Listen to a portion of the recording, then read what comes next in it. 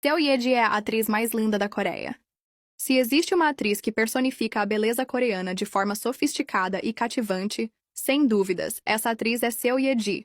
Seu rosto afilado, nariz delicado e lábios bem desenhados a colocam dentro do conceito de Eoljang, termo usado para descrever pessoas com feições excepcionalmente belas que se encaixa perfeitamente nos padrões de beleza coreanos. O que torna Seo Ye-ji ainda mais fascinante é a seu visual sofisticado que transmite um charme único. Sua beleza não é apenas física, mas também carregada de personalidade.